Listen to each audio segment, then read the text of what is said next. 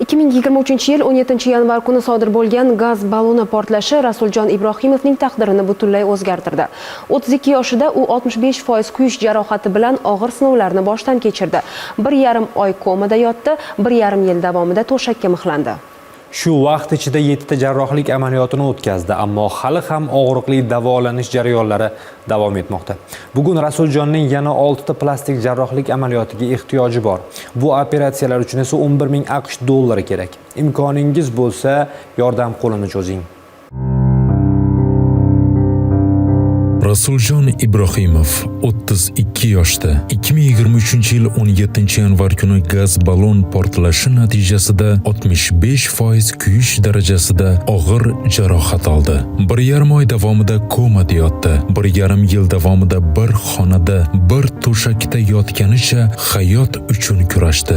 6 ta operatsiyamiz qoldi yana. 6 ta operatsiyamiz bu qo'l jarayoni, o'ng qo'l, chap qo'l. Endi quloq masalasi, quloq jarayoni bu jichcha murakkabroq nima ekan? Chuqur jarrohlik operatsiyasi 3-4 soat mobaynida operatsiya jarayoni bo'lib o'tadi deb professorimiz ta'kidladi. U hayotga qaytish, oilasi va farzandining yonida bo'lishi uchun kurashmoqda. Lekin bu jarrohlik amaliyoti uchun 11 ming AQSh dollar pul mablag'i kerak. Hozirda bizni 6 ta etapli operatsiyamizga 11 ming AQSh dollaridagi mablag' yetmayapti.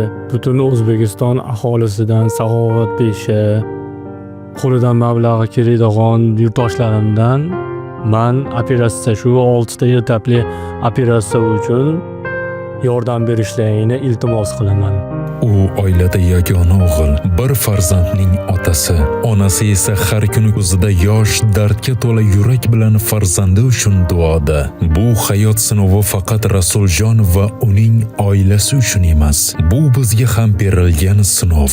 Unga ko'mak berish, uning qaddini tiklash, yana yashashga umid bag'ishlash qo'limizda. Har bir xayriya Rasuljonning yangi hayoti uchun qo'yilgan qadam bo'ladi. Bahodir Maqsudov, Dostonbek Avlomov, Ovoz informatsion dasturi uchun Farg'onadan maxsus.